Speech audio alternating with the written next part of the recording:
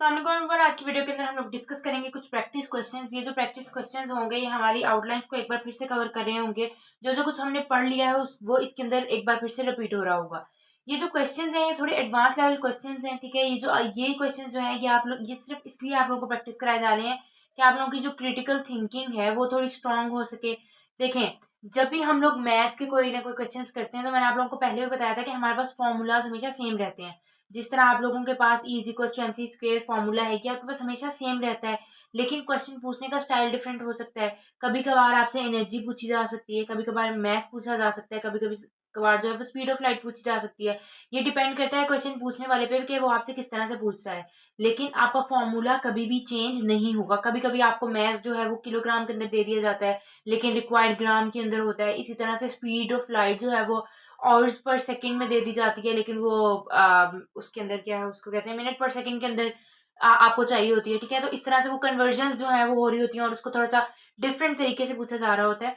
इसी तरह से हमारे पास जो मैथ के अंदर क्वेश्चन आते हैं उनके जो फॉर्मूलाज होते हैं, जो जिस तरह प्रोडक्ट रूल है, पावर रूल है, इनके फॉर्मूलाज हमेशा यही रहेंगे। आप जिस भी कोर्स के अंदर जहां पे भी जिस भी बंदे से पढ़ेंगे, या मतलब जिस जहां पे भी पढ़ेंगे आप लोग, या जिस भी तरह से पढ़ रहे हैं आप लोग, ठीक है, आपके पास फॉर्मूला सेम ही रहेंगे।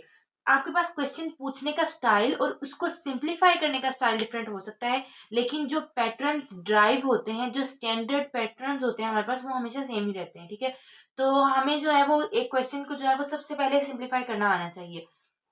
अब देखिए, सिंप्लीफाई करने के लिए सबसे पहली कंडीशन ये होती है कि आप क्वेश्चन को जितना सिमिलर टर्म्स के अंदर ला सकते हैं ना, उतना सिमिलर टर्म्स के अंदर ले आए। इस बात का मतलब क्या है कि देखें, ये जो है ये स्क्वायर रूट एक्स पड़ा हुआ है हमारे पास, ठीक है। और ये जो है ये हमारे पास क्या है, ये भी आपको पता है स्क्वायर रूट एक्स ही है। तो मैं इन दोनों को सिमिलर तरह से लिखूंगी ताकि मुझे पता चले कौन सी टर्म्स कट रही हैं, कौन सी नहीं कट रही हैं, उनको हम काट लें, ठीक है। तो अब हम इस क्वेश्चन को स्टार्ट करते हैं। देखें, अंडर रूट एक्स या square root x plus one, ये under root square root same same terms ही होती हैं, इनको हम सेम भी लिख सकते हैं। इस ये जो 3/2 है इसको मैं 1/2 और होल की पावर 3 भी लिख सकती हूँ, ठीक है, -1। इसको मैं लिखूंगी अंडर रूट एक्स -1, राइट। अब इसके बाद मैं इसको मजीद सिंप्लीफाई क्या करूंगी कि ये अंडर रूट है, ये जो 1/2 की फॉर्म बन रही है इसको भी अंडर रूट की फॉर्म के अंदर हम लोग लिख लेते हैं। तो हमारे पास ये कुछ इस तरह से बन जाएगा, under root cube -1 over under root x -1। अब आप ये जो आपके पास है ये थोड़ी थोड़ी सिंप्लीफाइड फॉर्म आ गई, ठीक है। अब आपको नजर आ रहा है कि ये टर्म्स जो है ये ऊपर नीचे आपस में नहीं कट सकती, क्यों? क्योंकि ये माइनस है तो ये प्लस है, ये आपस में नहीं कट सकता, सेम सेम टर्म्स कटती हैं। इसी तरह से ये जो ये क्यूब है और यहाँ पे पावर क्या है 1 है, तो ये आपस में नहीं कट सकता। तो अब इसकी मजीद सिंप्लीफिकेशन क्या होगी कि हम जो है वो इन पावर्स को सॉल्व करें और सॉल्व करके देखेंगे हमारे पास क्या आंसर आता है, ठीक है। तो अब आपको पता है कि हमारे पास जो A cube minus B cube का फॉर्मूला होता है, जो हमारे पास क्या होता है, A minus B A square plus A B minus B square, ये हमारे पास होता है A cube minus B cube का फॉर्मूला। अब आपको ये भी पता है कि मैं इसके साथ क्यूब लगाऊं ना लगाऊं बात एक ही है, ठीक है। तो अब मैंने ये जो फॉर्मूला है इसको इस तरह से सिंप्लीफाइड फॉर्म के अंदर ओपन करना है। पहले तो सेम स्टेटमेंट हम लोग लिखेंगे under root x plus one as it is. इसके बाद नेक्स्ट देखें, अब क्यूब है तो पहले सेम टर्म ऐसी आ जाएगी -1, ए माइनस बी आ गया, ठीक है। इसके बाद हमारे पास क्या आएगा, पहली टर्म का स्क्वायर, ठीक है, प्लस पहली टर्म और दूसरी टर्म आपस में मल्टीप्लाई होगी, प्लस अब जो दूसरी टर्म है उसका स्क्वायर एज इट इज, और हमारे पास ये नीचे क्या आ गया है, स्क्वायर रूट -1। अब आप देखें तो ये वाली टर्म और ये वाली टर्म आपस में कैंसिल हो जाएगी, राइट। हमारे पास पीछे क्या बचा, अंडर रूट प्लस 1, ठीक है। अब ये देखें ये x इससे cancel, plus under root x plus 1, ये हमारे पास थोड़ी सी सिंप्लीफाइड फॉर्म बनी है। अब आप चाहें तो आप इसको प्रोडक्ट रूल से कर लें, या आप चाहें तो आप इसके प्रोडक्ट को खत्म कर दें, ठीक है। देखें आपके पास फंक्शन सेम है तो इसके ऊपर आप इस देखें, ये भी एक बहुत अच्छी टेक्निक होती है क्वेश्चंस को समझने के लिए। अब आप इस क्वेश्चन को मजीद सिंप्लीफाई कर सकते हैं, तो आप प्रोडक्ट रूल की तरफ क्यों जाएंगे जब आप इसको सिंप्लीफाई कर सकते हैं, ठीक है। जहां पर आप प्रोडक्ट रूल में वहां पर जाते हैं जहां पर आपके पास डिफरेंट फंक्शंस पड़े होते हैं। फॉर एग्जांपल यही स्टेटमेंट आपके पास पड़ी होती z+1 और साथ पड़ा होता है x plus under root x plus 1। तो आप इसके ऊपर अप्लाई करते प्रोडक्ट रूल, क्योंकि आपके पास दो डिफरेंट फंक्शंस हो गए हैं, ठीक है।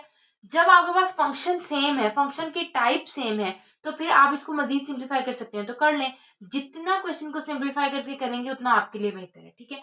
अब देखें ये क्या होगा, एक्स अंडर रूट एक्स, ये वाला टर्म इससे मल्टीप्लाई, ये वाली टर्म जो है वो बारी बारी हम सबसे मल्टीप्लाई कर लेंगे, ठीक है। अब क्या हुआ, नेक्स्ट एक्स आ गया, उसके बाद नेक्स्ट क्या हुआ, अंडर रूट एक्स आ गया, फिर हमारे पास क्या आया, एक्स, फिर आया अंडर रूट एक्स, और फिर प्लस क्या आया, 1। अब अगर आप देखें तो आपके पास ये क्या टर्म बन रही है, x under root x plus ये एक्स और ये एक्स आपस में ऐड हो जाएंगे, 2x प्लस, अब ये एक्स और ये एक्स आपस में ऐड हो रहे हैं, मल्टीप्लाई नहीं हो रहे हैं, आपने इस बात का खास ख्याल रखना है, ठीक है। अब देखें, आप इसको मजीद सिंप्लीफाई कर लें। अब आप लोग इसको मजीद सिंप्लीफाई कर सकते हैं, बाज़ाहिर देखा जाए तो आप लोग इसको नहीं कर सकते, तो अब आप लोग क्या करें, मतलब करना चाहें तो आप लोग नहीं कर सकते आई गेस। अब आप इसको मजीद सिंप्लीफाई नहीं कर सकते, वो ज़्यादा कॉम्प्लिकेशंस की तरफ ही चली जाएगी बात। तो अब आप लोग क्या करेंगे, इसका डायरेक्ट डेरिवेटिव ले लेंगे। अब डेरिवेटिव लेने के लिए सबसे पहले आप लोगों को पावर्स चाहिए होती हैं।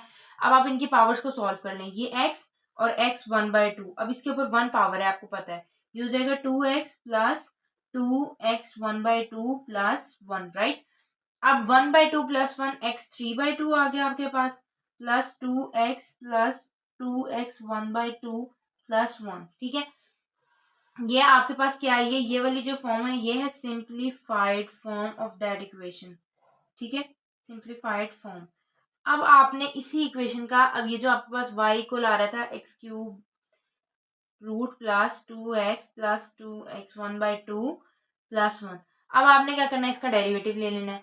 डेरिवेटिव अब मैं थोड़ा डायरेक्ट ले रही हूँ, ठीक है, क्योंकि अब आप लोगों की कितनी, मैं ये समझ रही हूँ कि आप लोगों की कितनी प्रैक्टिस हो चुकी है कि आप लोग इसका डायरेक्ट डेरिवेटिव ले सकते हैं।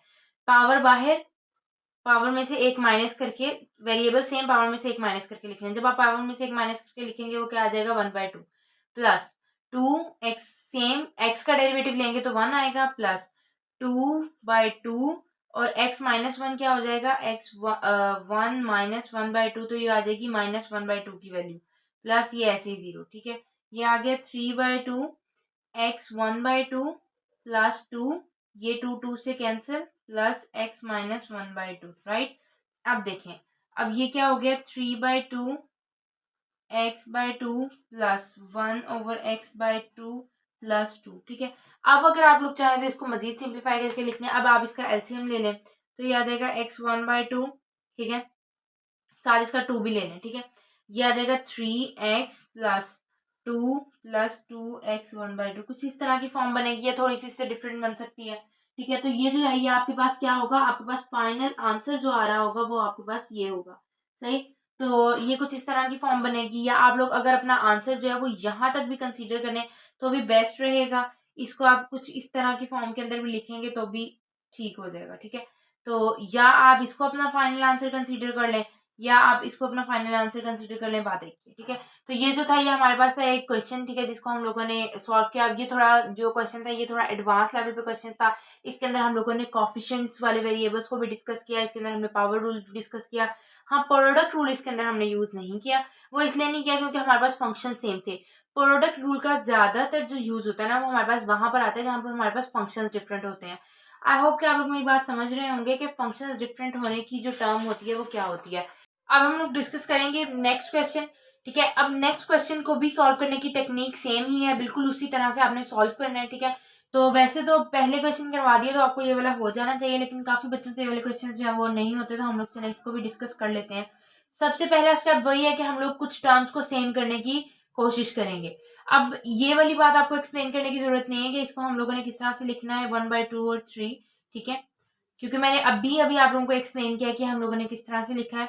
उसके बाद जो है नेक्स्ट, अब हम लोगों ने इसको लिखा है, इसको भी सेम उसी तरह से लिख लिया है। नेक्स्ट अंडर रूट एक्स आ गया, मतलब देखे ना, आपके पास अगर x³/2 पड़ा है तो आप इसको लिख सकते हैं x1/2 का क्यूब, तो ये सेम उसी फॉर्म में चला जाएगा अंडर रूट x³ के फॉर्म के अंदर, ठीक है। अब हम लोगों ने क्या करना है नेक्स्ट, कि हम लोगों ने जो इसका फॉर्मूला है ये ओपन कर लेना है।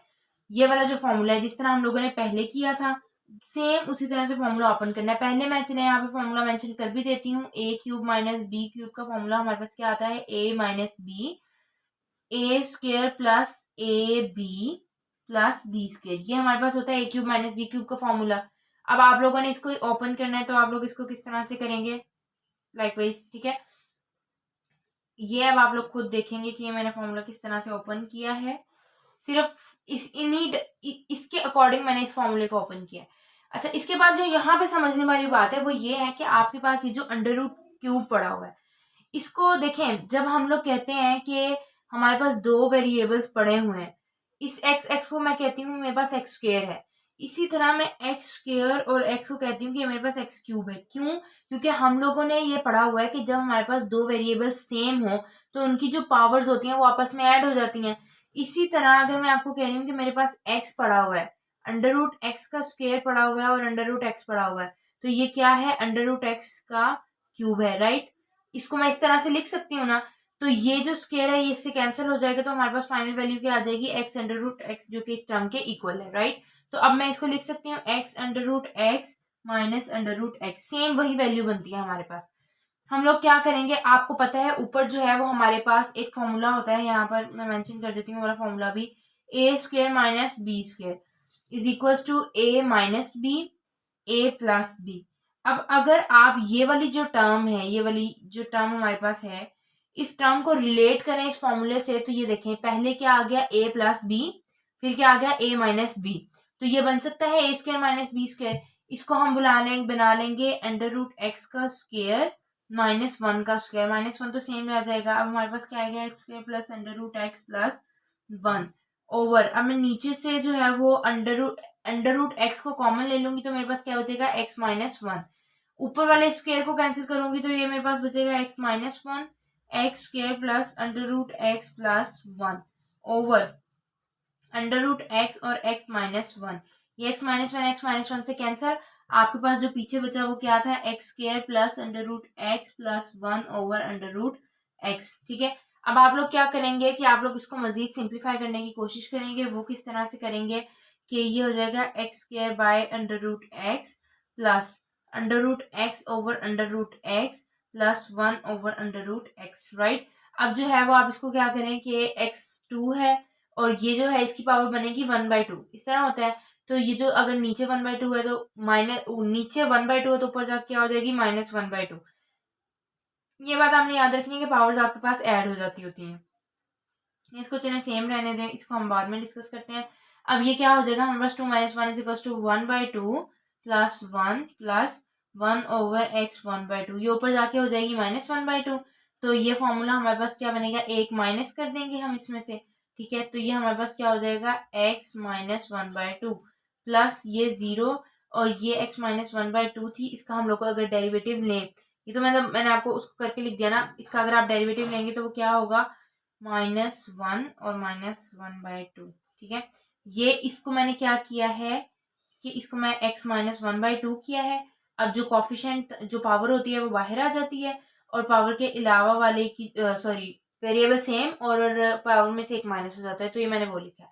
अब आपके पास क्या होगा? One over two under root x हो जाएगा प्लस ये वाली जो टर्म है, sorry minus one over two, और ये जो है ये क्या बनेगा? X three by two. ऊपर क्या बन रहा था? ऊपर बनेगा x minus three by two, नीचे जाके हो जाएगा x थ्री बाई टू, ठीक है। अब आप इसको मजीद सिंप्लीफाई करना चाहें तो आप इसको कर सकते हैं, लेकिन यहाँ तक भी आपका आंसर ठीक है। अगर आप इसको मजीद सिंप्लीफाई करेंगे तो वन बाई टू कॉमन ले लेंगे, one over under root x minus one over under root x का यहाँ पे क्यूब आ जाएगा, ठीक है। उसके बाद आपने इसको मजीद कॉमन लेना है, one over two under root x common ले लें आप, तो ये क्या आ जाएगा? माइनस वन ओवर एक निकला है तो अंडर रूट एक्स का स्क्वायर आ जाएगा, ये एक्स इससे कैंसिल हो जाएगा।